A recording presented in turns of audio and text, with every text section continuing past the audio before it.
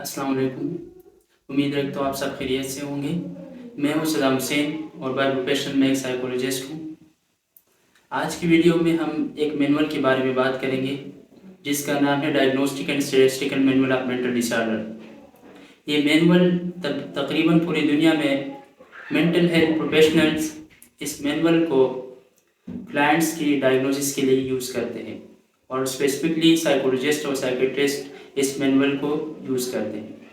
Basically अगर हम इस diagnostic and statistical manual of mental disorder DSM की हिस्ट्री की बात करें और इसके डेवलपमेंट पर बात करें तो सबसे पहले अमेरिकन साइकियाट्रिक एसोसिएशन ने 1952 में इसका जो पहला वर्जन था डीएसएम 1 उसको पब्लिश किया।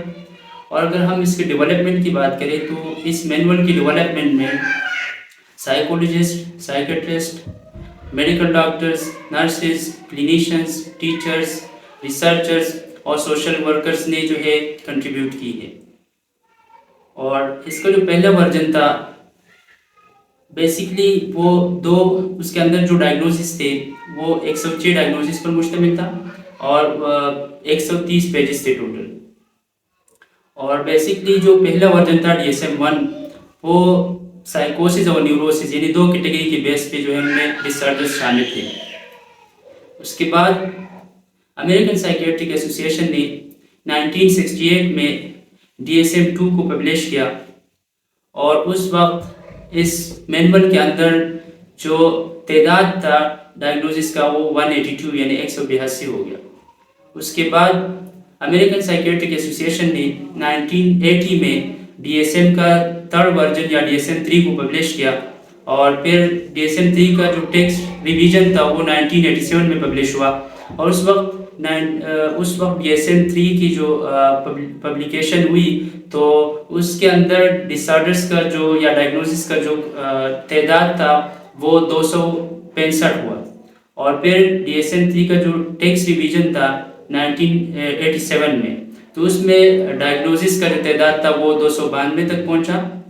और डीएसएम 3 के अंदर जो है एक बड़ी चेंजिंग की गई यानी मल्टी एक्सियल सिस्टम उसके अंदर इंक्लूड किया। अब मल्टी एक्सियल सिस्टम क्या है? उसके अंदर 5 एक्सिस थे। एक्सिस 1 के अंदर क्लिनिकल डिसऑर्डर्स को शामिल थे जैसे कि मूड डिसऑर्डर, डिप्रेशन, एंजाइटी। और एक्सिस 2 के अंदर जो है पर्सनालिटी डिसऑर्डर इंक्लूड थे जैसे कि borderline personality disorder, narcissistic personality disorder.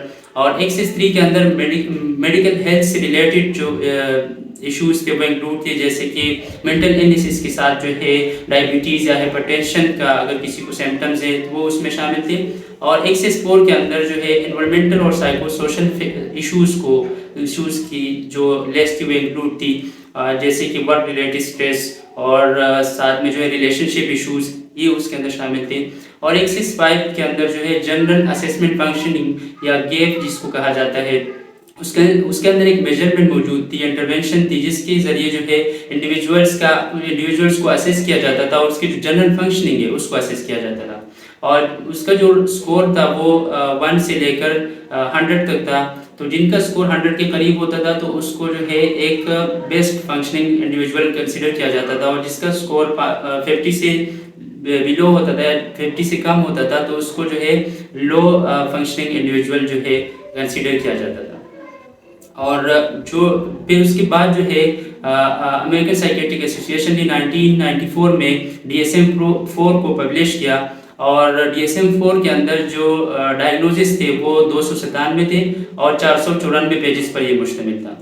फिर उसके बाद जो है 1994 के बाद सन 2000 में जो है अमेरिकन साइकियाट्रिक एसोसिएशन ने डीएसएम 4 का टेक्स्ट रिवीजन पब्लिश किया। और उस वक्त जो है डीएसएम 4 और 4 टीआर दोनों में जो मल्टी एक्सियल सिस्टम था वो रिटेन रहा। उसके बाद 2013 में अमेरिकन साइकियाट्रिक एसोसिएशन ने डीएसएम 5 को पब्लिश किया और फिर 2022 में डीएसएम 5 का टेक्स्ट रिवीजन भी पब्लिश हुआ। तो बेसिकली डीएसएम 5 के अंदर जो है मेन 20 कैटेगरीज है डिसऑर्डर्स की। फिर हर कैटेगरी के अंदर जितने भी छोटे छोटे डिसऑर्डर्स है तो टोटल 300 से अबव जो है मेंटल इलनेसेस या डायग्नोसिस उसके अंदर मौजूद है। तो अब सवाल जहन में ये आता है कि ये टाइम के साथ साथ जो है डीएसएम 1, 2, 3 और इस तरह इसमें जो चेंजिंग आती रही और न्यू जो है वो अपडेट्स होता रहा।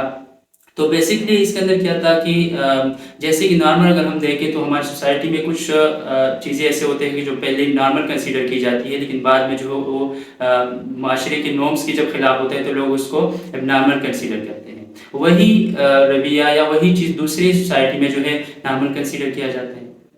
ठीक है, तो इसी तरह कुछ डिसऑर्डर्स ऐसे थे जो शुरू में जो वर्जन थे डीएसएम के इस मैनुअल के, तो उसमें वो डिसऑर्डर्स जो है शामिल नहीं थे, लेकिन बाद में उनको शामिल किया गया। और कुछ डिसऑर्डर ऐसे थे कि शुरू के वर्जन में शामिल थे, लेकिन बाद के वर्जन में जो है जैसे डीएसएम 5 और टीआर में उसमें उनको निकाला गया इनसे। ठीक है, तो इसी तरह टाइम टू टाइम इसके अंदर चेंजिंग आती रहेगी। और ये जो मैनुअल है ये बहुत ज़्यादा यूज़ किया जा रहा है, बहुत ज़्यादा एक कम्प्रिहेंसिव गाइडलाइन है मेंटल इलनेसेस के डायग्नोस करने के लिए। ठीक है, और तो इंशाल्लाह ये तो आज हमारे आज जो है हमने इसकी ब्रीफ जो हिस्ट्री थी इस पे बात की। और इंशाल्लाह नेक्स्ट वीडियो में हम फिर डीएसएम 5 की जो डायग्नोस्टिक क्राइटेरिया है ना, इसके अंदर जितनी भी डायग्नोसिस मौजूद है वन बाय वन जो है हम एक डायग्नोसिस पर एक ही की जो मेंटल इलनेसेस है उस पर वीडियोस बनाते रहेंगे इंशाल्लाह। और स्पेसिफिकली जो है हम उनकी जो डायग्नोस्टिक क्राइटेरिया है उस पर फोकस करेंगे, और साथ में जो है उनके मैनेजमेंट टेक्निक्स पर इंशाल्लाह फोकस करेंगे। तो आप हमारे साथ रहें, इंशाल्लाह फिर नेक्स्ट वीडियो में मुलाकात होगी।